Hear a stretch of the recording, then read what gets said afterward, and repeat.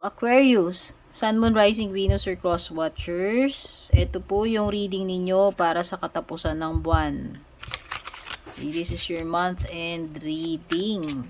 Ano yung mga ganap, mga dapat mong marinig na mga mensahe, dala-dala ng mga baraha. Maraming salamat Aquarius kung ikaw ay palaging nanonood ng mga readings ko, matagal ka man dito or bago. Nice kong malaman mo na malaking tulong kung isa ka sa mga nag-subscribe, mga nag-like, follow sa aking page or channel. Yan, malaking tulong din kung lagi mong sinishare yung mga readings ko. Maraming salamat sa mga nag-avail na membership, subscription, yung mga nagpapadala ng super thanks, stars, pati na rin yung nag-avail ng mga private readings ko, lalo na doon sa mga matagal ko ng suki, mga ilang taon na sa akin. Maraming salamat sa patuloy na pagtangkilik at pagtitiwala. Sa mga interesado naman ng private reading ko, tignan nyo na lang yung mga nakasulat sa description or sa pinakadulo. Nandyan lahat ng instructions, details, pati na rin yung link na kinakailangan ninyo. Okay, pwedeng itong reading na to ang masagap dito, energy ng person mo or energy mo. Bahala ka na Aquarius, hindi naman ako psychic. For sure, hindi lahat makakatugma or makakarelate dito sa reading natin. So, i-adjust nyo na lang yung mga expectations ninyo. Pwedeng yung iba nangyari na sa inyo ito, pwedeng yung iba mangyayari pa lang or kasalukuyang nangyayari. Hindi ko rin po kontrolado yon. Okay? Iba-iba yung mga timeline natin. So, tignan na natin. Kuha tayong tatlo dito.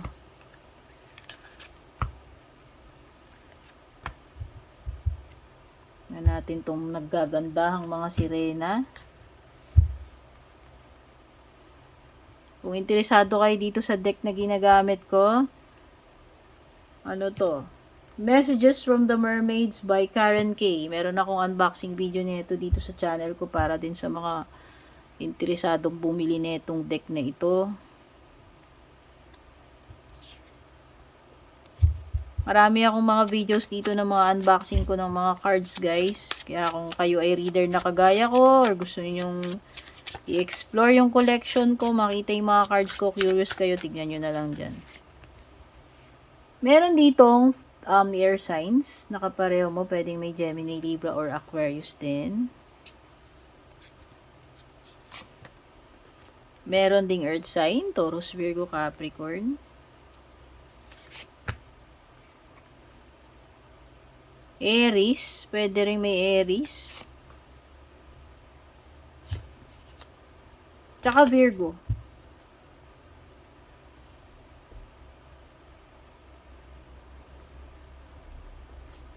Ngayon, hugot ako ng mga cards para sa love life mo ha. Itong sa love life, pwedeng energy mo rin to. Energy ni person mo. Bahala ka na. Ikaw naman ang nakakaalam ng love story ninyo. Chaser, escape, knock.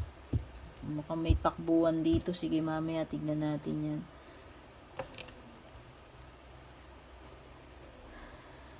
May mga matters dito na kailangan mo mag-dive deep daw, Aquarius. Alamin mo yung punot dulo nito, yung nasa kailaliman, what's underneath. Huwag ka lang mag-focus doon sa mga details na nakikita mo sa harapan. Busisiin mo, himayin mo, sisirin mo kung kinakailangan.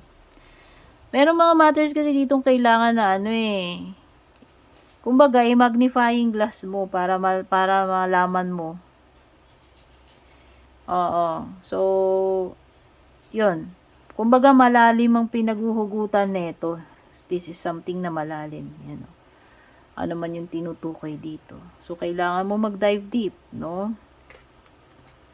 Huwag kang mag-focus dun sa superficial details. Ikaw mismo, alamin mo, ano yung nasa kailaliman nito, ano yung mga hidden. Kung kinakailangan mong sisirin mo. Joke. Oh, merong mystery dear Oh, may something dito na Oo, hindi mo malalaman to hanggang di mo iimbestigahan na mabuti. So, yan. This is something na, sabi ko nga, ma-magnifying glass mo. I-explore mo yung kailaliman. No? May mystery ka matutuklasan, sabihin na natin.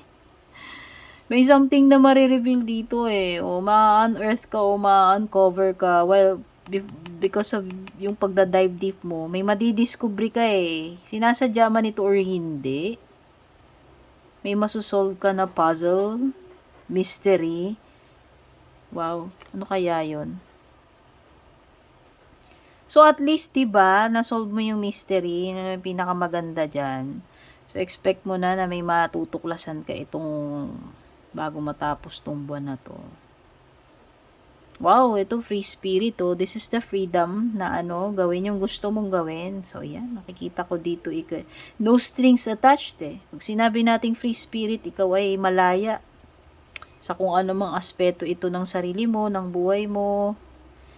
Okay, nakikita ko dito, ikaw ay pwedeng adventurous, liberated, marami kang gustong gawin, huwag kang mag-alala kasi magkakaroon ka naman ng freedom to explore. Kasi parang may exploration dito, something dito sa dive deep mystery. So, yan, nakikita ko pwede may mga ma-unlock ka sa sarili mo, kung ano man itong mga madidiscovery mong mga something na, yung mga parts ng sarili mo na unknown or parts ng situation na dinidil mo na unknown, yun yung mga ma-unlock mo.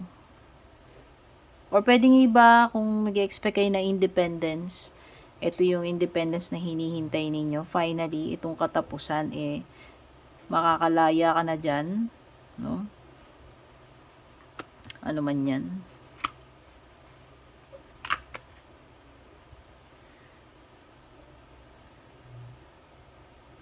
Matatapos na rin dito yung period nyo ng kalungkutan or pagiging mag-isa kung kayo ay matagal ng solo sa buhay. Baka yung iba dito may ma-unlock kayong partner, jowa, connection, or friend. Basta, at saka something na kung mayroon ka matagal ng inaalam na kasagutan with the hermit eh. Kung matagal mo na tong iniimbestigahan, inaalam, madidiscovery mo na talaga yung, ma-unlock mo na tong mystery na to, malalaman mo na yung sagot niya, mabibigyan ka na ng kaliwanagan finally. Matatapos na itong searching or soul searching, kung ano man itong sinesearch mo rito, mahanap mo na yung dapat mong mahanap eh. So, masasagot na yung katanungan with the hermit, no? Okay, ano pa? Oh. So, yan. Matatapos na tong period mo ng pag-overthink, stress, anxiety, fears, insecurity. Kasi nga, ma-unlock mo na yung pinaka-mystery dito eh. So, kung dati wala kang peace of mind, no? Giginhawa ka na. Makakaluwag ka na eh. Ayan, yung iba dito makakaluwag na kayo. Matatapos na tong something na iniiyak-iyakan ninyo, pinoproblema ninyo, iniisip-isip ninyo. Yung iba dito kung matagal na kayong napupuyat, wala kayong pahinga, walang tulog, walang peace of mind, matatapos na yan. Andyan yung mga kasagutan, kaliwanagan, no? So, ayan, expect mo na yan na may improvement sa situation mo. O kung ano man tong issue or concern na kailangan mong malaman yung kasagutan or masolusyonan, no?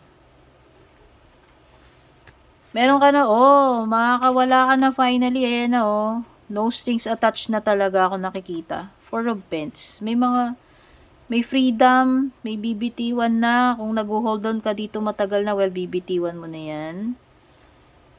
Or makakawala ka na sa isang situation o tao na stifling or controlling. Kung natrap ka man dito, natali ka man ng matagal dito, ito na yun eh. O iba dito, baka may pakakawalan kayong pera. O baka iba mapagastos kayo, yung tagal-tagal nyong ininot-inot, pinaghirapan nyo or pinag-ipunan ninyo, pwedeng yun. Magagalaw nyo na iipon nyo, o ano man yan, may maglalabas ng pera dito. Or if you're dealing with a selfish person, narcissist, yan, makakalaya ka na dyan. Ewan ko, may mga ganun.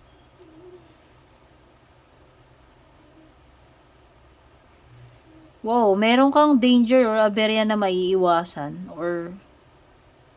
Pero mag-ingat ka pa rin. Hindi ibig sabihin na nakailag ka rito, nakatakas ka rito, hindi na yan pwedeng mangyari uli.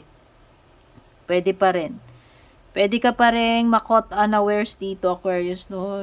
At mag-ingat ka dun sa mga ganong bagay na hindi ka prepared, hindi mo inaasahan, pero may mangyayari. Yun lang yun.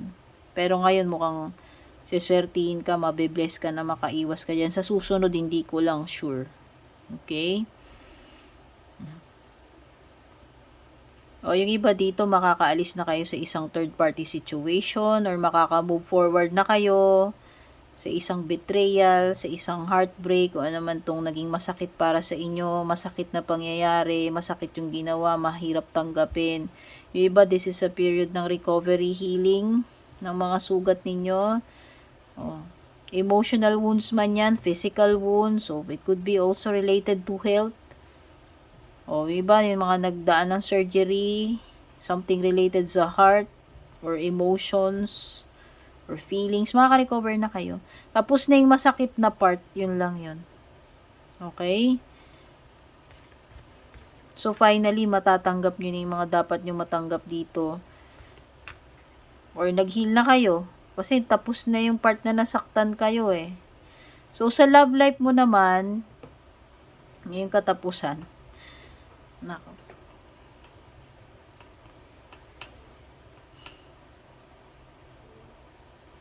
Pwedeng i-ghost ka.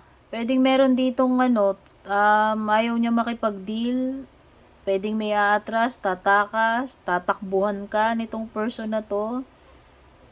O ayan, isa lang sa inyo yung tagahabol dito, tas yung isa tumatakbo, yun lang yun. Kung meron ditong tumatakas, umiiwas, yung isa naman siya yung aapela maghahabol. Pero para kasing may energy din dito ng ayaw ng maghabol. Baka yung isa pahabol, tas yung isa nung una naghahabol-habol, tas eventually nagsawa na rin ng paghahabol. Okay? Yan, pwedeng ganyan. Bahala ka na kung sino sa inyong dalawa yan.